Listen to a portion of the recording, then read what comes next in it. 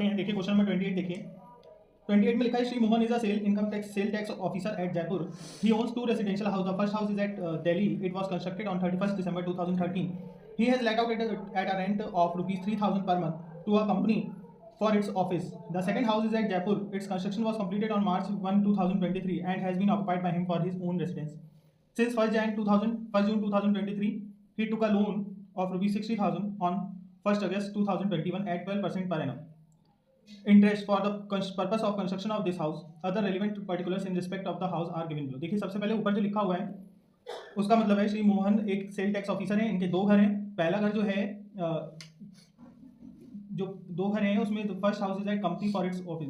जो first house है वो लेट आउट कर रखा है, एक कंपनी को दे रखा है ऑफिस में, और इन्होंने इसको 3,000 रुपये पर मंथ पर रेंट पर दे रखा है। इसका कंस्ट्रक्शन 2013 में कंप्लीट हुआ है। देखिए हम फाइनेंशियल ईयर 2023-24 की बात कर रहे हैं और असेसमेंट ईयर 24-25 की।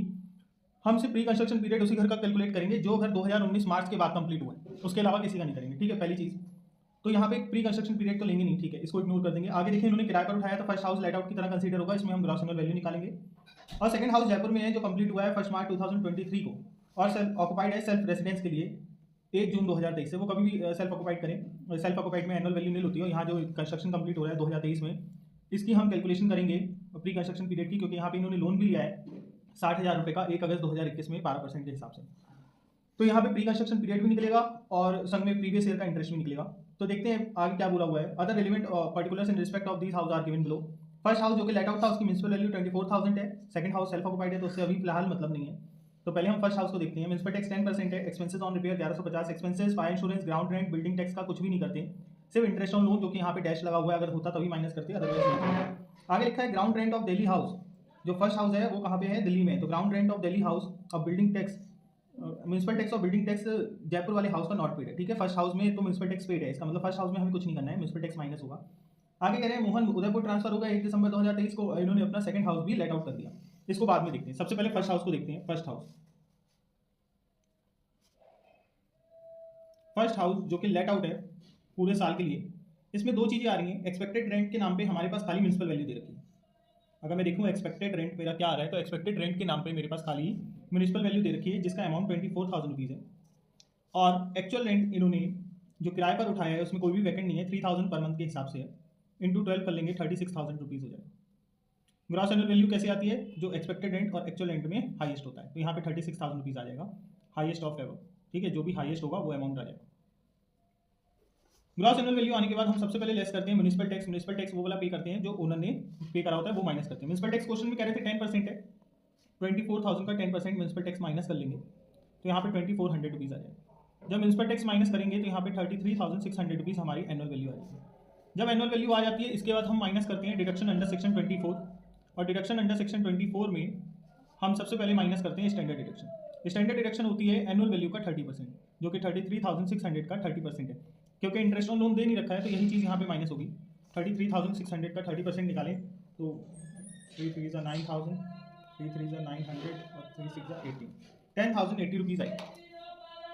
10,080 रुपीज़ ये माइनस कर लेंगे, हमारी इनकम आ जाएगी लेट फर्स्ट हाउस की, और वो इनकम आ रही है 23,520 रुपीज़। ये फर्स्ट हाउस की इनकम आ गई। इसको बाहर वाले कॉलम में लिख लेंगे, हम दो कॉलम बना लेंगे, अंदर एक कैलकुलेशन करके बाहर फाइनल अमाउंट लिखेंगे, ऐड या लेस करना होगा।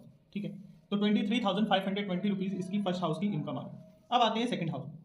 सेकंड हाउस में जो कंडीशन है उसमें कुछ समय के लिए तो ये लेट आउट है और कुछ समय के लिए पार्टली सेल्फ ऑक्युपाइड। इस केस में हम कंपैरिजन करते हैं, क्योंकि यहाँ पे इन्होंने नीचे बोला है 1 दिसंबर को वो जयपुर शिफ्ट हो गए और उन्होंने रिसाइड्स जयपुर शिफ्ट हो गए 4,000 रुपये पर मंथ। अब वो खुद रेंट कितना भी दें उससे हमें यहाँ पे मतलब नहीं है इस साइड में, और इन्होंने अपना ये जयपुर वाला घर लेट आउट कर दिया 2,000 रुपये पर मंथ पर सेम डे, यानी कि दिसंबर जनवरी फरवरी मार्च 4 महीने का इनको ये मतलब हो गया लेट आउट। कुछ टाइम ये इसको भी हम लेट आउट की तरह ही कंसीडर करेंगे, क्योंकि कुछ समय सेल्फ ऑक्युपाइड रहा है और कुछ समय लेट आउट। इसमें भी हम पहले देखेंगे एक्सपेक्टेड रेंट। एक्सपेक्टेड रेंट हमारा यहाँ पे सिर्फ एक ही चीज़ दे रखी है, that is municipal value. Municipal value यहाँ पे 18,000 रुपये दे रखी है।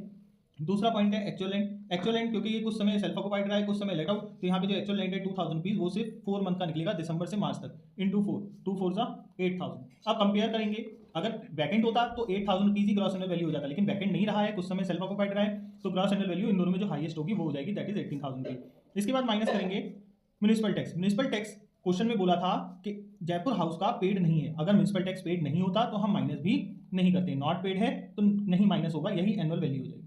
एनुअल वैल्यू आने के बाद हम क्या करेंगे, हम यहाँ पर चेक करेंगे सबसे पहले डिडक्शन अंडर सेक्शन 24 जो हर केस में दी जाती है हाउस प्रॉपर्टी के लेट आउट वाले में, जिसमें पहली डिडक्शन होती है स्टैंडर्ड डिडक्शन, और ये तभी दी जाती है जब एनुअल वैल्यू पॉजिटिव में आता है, मतलब प्लस में आता है। तो एनुअल वैल्यू 18,000 है, इसका 30% 5,400 रुपीज़ हमारा यहाँ पे माइनस हो जाएगा म्यूनसिपल टैक्स, ओ सॉरी स्टैंडर्ड डिडक्शन। दूसरा पॉइंट होगा इंटरेस्ट ऑन लोन का। इंटरेस्ट ऑन लोन यहाँ पर इन्होंने घर को बनाने के लिए लिया था, तो इंटरेस्ट ऑन लोन दो तरह से कैलकुलेट करेंगे हम। पहला होगा प्रीवियस ईयर, पहला पॉइंट होगा प्रीवियस ईयर। प्रीवियस ईयर में इनका अगर मैं लोन देखूं तो 60,000 का लोन है, 12% इंटरेस्ट है, कुछ भी रीपेड नहीं है, तो 60,000 का 12% निकाल देंगे सीधे सीधे, 7,200 रुपीज़ आ जाएगा। दूसरा पॉइंट आएगा प्री कंस्ट्रक्शन पीरियड। पहला तो प्रीवियस ईयर हुआ, ये प्री कंस्ट्रक्शन पीरियड। कंस्ट्रक्शन का हम इसलिए ले रहे हैं क्योंकि ये कंस्ट्रक्शन 2019 के बाद कंप्लीट हो रहा है। प्री कंस्ट्रक्शन पीरियड को हम निकालेंगे। यहाँ पर इन्होंने लोन लिया था 60,000 रुपये का, 60,000 का लोन लिया 12% पर। टाइम पीरियड फाइंड करेंगे, जो भी आएगा उसका 1/5 लेंगे। टाइम पीरियड फाइंड करने के लिए यहाँ वर्किंग नोट कर लेते हैं। देखिए, एक इन्होंने जो लोन लिया वो 1 अगस्त 2021 में लिया, और कंस्ट्रक्शन कंप्लीट हुआ 1 मार्च 2023 को। तो हम 1 मार्च 2023 से पहले वाला 31 मार्च लेंगे, वो 31 मार्च 2022 में आ रहा है। तो अगस्त 21 से लेकर मार्च 22 तक का निकालेंगे। अगर यहाँ टाइम पीरियड काउंट करें तो अगस्त, सितंबर, अक्टूबर, नवंबर, दिसंबर, जनवरी, फरवरी, मार्च, 8 मंथ्स आ रहे हैं, only 8 months pre construction period. हम मार्च 2023 लेते हैं, लेकिन वहाँ पे 1 मार्च दे रखा है, इसलिए उसको पिछले साल में लेंगे। 8 मंथ्स लेंगे तो इंटू 8/12 और कर लेंगे। अब इसको 12 से 12 कैंसिल हो गया, और 2 0 से 2 0 कैंसिल हो गए, 5 से इसको काट दिया, 5 1 5 120 इंटू 8 960 हो जाएगा। ये तीनों पॉइंट यहाँ पर हम 18,000 में से माइनस कर लेंगे। इसका टोटल करें तो 7 3 10 12,600, 12,600 और 13,560 रुपये यहाँ माइनस होंगे। 13,560 18,000 में माइनस करेंगे, 4,440 रुपये बचेगा। ये हो गई जो कुछ समय लेट आउट रहा, कुछ समय सेल्फ ऑक्युपाइड रहा, उसकी इनकम। ये भी इनकम बाहर लिख देंगे 4,440, और टोटल टैक्सेबल इनकम दोनों हाउस प्रॉपर्टी की, इसकी और इसकी मिलाकर हमारी हो जाएगी 23 और 27,960 रुपये। ये हमारी टैक्सेबल इनकम हो जाएगी। ठीक है, कोई डाउट प्रिंसी, समझ में आ गया? Pre construction period